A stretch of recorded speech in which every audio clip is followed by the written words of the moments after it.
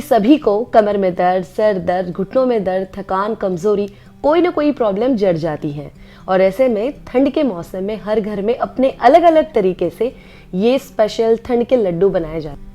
तो आज मैं आपके साथ मेरा तरीका शेयर कर रही हूँ। इस रेसिपी से आपको बिल्कुल परफेक्ट मेजरमेंट मिलेगा, जिससे लड्डुओं का टेक्सचर और टेस्ट इतना ज़्यादा शानदार आएगा। और ख़ास बात इसकी ये है कि ये पूरे महीने भर टिकेंगे। मतलब अगर आपने एक बार बनाए, पूरा बड़ा डिब्बा भर के बना के रख लो, पूरी सर्दी इसको चलाओ, बिल्कुल भी ये खराब नहीं होने वाले। जैसा टेस्ट इसका आज के दिन है, वैसा ही आपको आखिरी दिन भी मिलेगा। तो आइए बनाते हैं। ये बिल्कुल बेसिक सी चीज़ें हैं। हर एक चीज़ क्या ग्राम में थी और उसे कैसे प्रिपेयर करना है, ये मैं आपको बताती हूँ। ये है सूखा नारियल, ड्राई कोकोनट। आप इसके बदले में डेसिकेटेड कोकोनट ले सकते हो, लेकिन मैं तब भी आपको सजेस्ट करूंगी कि आप ऐसे ही नारियल लो। और ये जो है ना कटोरी नारियल की, इसको बिल्कुल सफ़ेद और फ्रेश लीजिए। मतलब ये बहुत दिन पुरानी ना हो, इसकी वजह से आपके लड्डुओं का टेस्ट खराब नहीं होना चाहिए। इसे कहते हैं छुआरे, या तो आप इसे ड्राई खजूर भी कह सकते हैं। इसे प्रिपेयर करने के लिए इसके ऊपर का छिलका आपने हटा देना है। इसे तोड़ने पर अंदर आपको एक बीज दिखेगा, इसे हम निकाल देंगे और फिर अगर हाथ से ही आप तोड़ेंगे ना तो इसके ऐसे छोटे टुकड़े हो जाएंगे। फिर मेरे पास ये है गोंद। गोंद कमर का दर्द, हड्डियों की मजबूती के लिए बहुत ही बढ़िया होता है। ये जो गोंद मैंने लिया है ये है 50 ग्राम जितना। काजू बादाम ये भी मैंने 100 ग्राम जितने ही लिए हैं। आपको पता है ये क्या चीज़ है? ये बहुत ही फायदेमंद चीज़ है और इसे ना भिलावा या तो मराठी में गोडंबी कहा जाता है। और ये ना इसका टेस्ट हल्का हल्का मूंगफली होता है ना, उसकी तरह लगता है, लेकिन इसके बेनिफिट्स बहुत ज़्यादा है। ये है पॉपी सीड्स, या इसे खसखस के नाम से जाना जाता है। ये हमने ली है 50 ग्राम जितनी। और ये पिस्ता जो हमने लिया है ये भी 50 ग्राम जितना ही है। हमारे आज के लड्डुओं में हम चीनी का इस्तेमाल नहीं कर रहे। सर्दियों के मौसम में गुड़ खाना सेहत के लिए बहुत अच्छा होता है, इसलिए गुड़ का इस्तेमाल कर रहे हैं, जो कि 250 ग्राम जितना है। ये है देसी घी, ये भी 250 ग्राम जितना। ग्राम में बताया है, इसलिए आप मेल्ट करके भी नाप सकते हैं और बिना मेल्ट किए भी इसे यूज कर सकते हैं। और ये जो है ना, ये है सिंघाड़े का आटा। इसके बदले में आप इतना ही 100 ग्राम जितना गेहूं का आटा या तो मैदे का इस्तेमाल कर सकते हो। ये सिंघाड़े का आटा मैंने इसलिए यूज किया है कि कभी अगर हमारा व्रत हो तो भी हम ये लड्डू खा सके। अब हमने जो काजू, बादाम, पिस्ता और गोडंबी या तो भिलावा के बीज जो हमने लिए थे, उनको मैंने हल्का दरदरा बारीक कर लिया है। मिक्सी में नहीं, कूट के बारीक किया है। और ये जो गोंद है, इसको भी मैं फ्राई करने से पहले ही बारीक कर लेती हूँ। इसका बेनिफिट मैं आपको बताऊंगी। अभी जो भी मैंने ड्राई फ्रूट्स और ये जो चीज़ें मैं आपको दिखा रही हूँ, इनका रेशो आप कम ज़्यादा कर सकते हो, लेकिन तब भी आप पूछेंगे कि अप्रॉक्स हम कितना ले सकते हैं, तो उस हिसाब से मैंने आपको ये चीज़ें बताई है। और यहाँ आप थाली में देख सकते हो जो हमने सूखा नारियल लिया था, ड्राई कोकोनट, जिसके मैंने स्लाइसेस कर लिए हैं। और यहाँ पे जो छुआरे हमने लिए थे, उसके भी मैंने बीज निकाल के इसको तोड़ तोड़ के रखा है। तो अब ये मैं आपको थोड़ी सी क्वांटिटी में बना के बता रही हूँ। मतलब ऑलमोस्ट हमने ये सिर्फ 250 ग्राम जितनी ही ली है दोनों चीज़ें, इसलिए हम इसे घर में ही बारीक कर लेंगे। लेकिन अगर आप किलो किलो के हिसाब से लड्डू बना रहे हो, बहुत बड़ा डिब्बा भर के, तो आपको ना इसे बाहर से पिसवा के लाना पड़ेगा, क्योंकि फिर आपकी मिक्सी जो है इतना लोड नहीं ले पाएगी। और जैसे कि अभी आपने देखा, मैंने इन दोनों चीज़ों को इक्वल क्वांटिटी में लिया है मिक्सी जार के अंदर। दोनों को साथ में पीसने से ये फायदा है, दोनों बढ़िया से बारीक भी हो जाते हैं, मिक्स भी हो जाते हैं और मिक्सी के ब्लेड्स टूटने से बच भी जाते हैं। तो देखिए ये कुछ इस तरीके का दरदरा पाउडर मेरे पास बन के आ गया है। अब हमारा ऑलमोस्ट लड्डू के लिए जो सारा प्रिपरेशन होता है ना, वो हो चुका है। अब मैं आपको इसका प्रोसेस बताती हूँ कि इसको करना कैसे है। जितना घी हमने लिया है 250 ग्राम जितना, इसे हमें ग्रेजुअली यूज करना है, थोड़ा थोड़ा करके। मेरे कहने का मतलब है कि हम ये जो सारी चीजें हमने ली है, इन्हें हम बिल्कुल थोड़े थोड़े घी के अंदर भुनेंगे, क्योंकि सबसे आखिर में हमें भुनना है सिंघाड़े का आटा। और उसे भुनने के लिए हमारे पास ज्यादा घी रहना चाहिए, बचना चाहिए। मतलब ऐसा ना हो कि सारा घी यूज हो जाए और आटा भुनने के लिए हमारे पास घी ही ना बचे। इसलिए अभी देखिए, थोड़े से घी के अंदर पहले तो मैंने इसे हल्का गोल्डन कलर आने तक भून लिया है।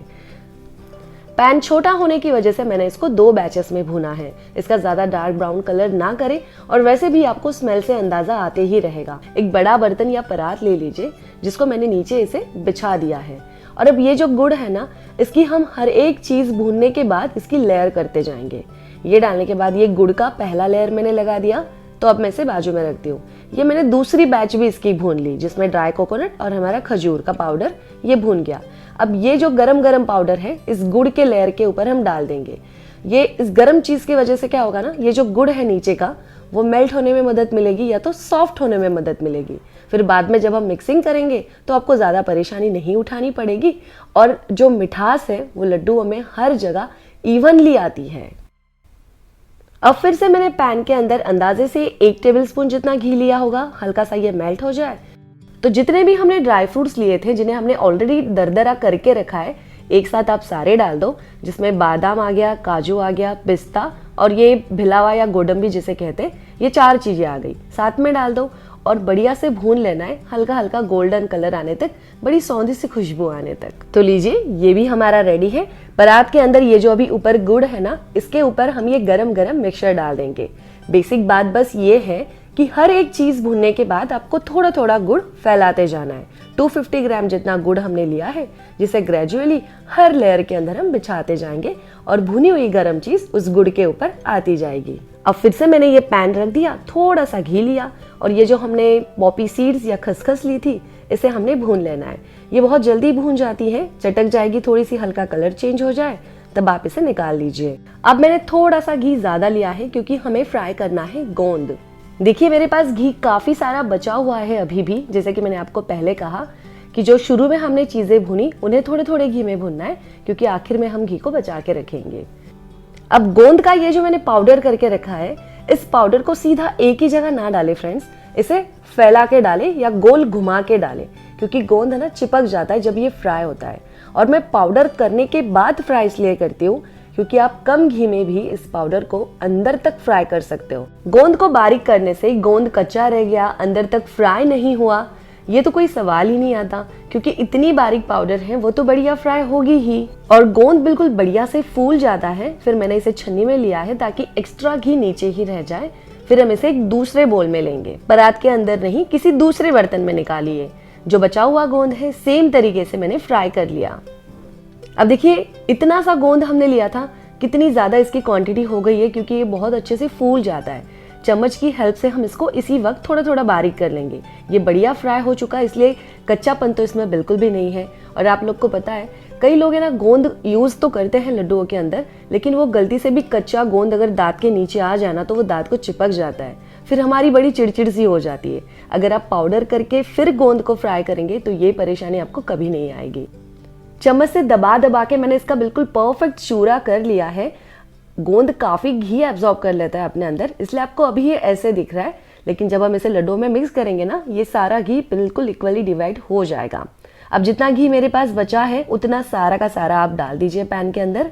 और अब हम इस घी के अंदर सिंघाड़े के आटे को भूनेंगे। ऑलरेडी इसका जो कलर होता है ना, वो डार्क ब्राउन ही होता है। जैसे ही आप इसको घी में डालेंगे ना, ये आपको थोड़ा सा ब्राउनिश दिखेगा, लेकिन तब भी इसको डार्क ब्राउन कलर तक आपको भूनना है। मैं दिखाती हूँ कि कैसे इसमें चेंज आएगा। अभी तो इसने घी को एब्जॉर्ब कर लिया है। जैसे जैसे आप 2-4 मिनट होने के बाद इसको देखेंगे ना, ये थोड़ा मिक्सचर ढीला होते जाएगा, क्योंकि घी अभी सेपरेट हो रहा है। पहले से कलर आपको डार्क भी दिखेगा, स्मेल आना शुरू हो जाएगा। बहुत ही बढ़िया सी स्मेल आती है जब हम इसे भूनते हैं। इसके कलर को आप एक बार देख लीजिए, बिल्कुल चॉकलेट वाला कलर इसका दिख रहा है। ये जब कलर आ जाए, इसका टेक्सचर काफी लिक्विडी हो जाए, ऐसे हल्का हल्का झाग भी आपको दिखाई देगा, तब आपने समझ जाना है कि ये सिंघाड़े का आटा भून चुका है।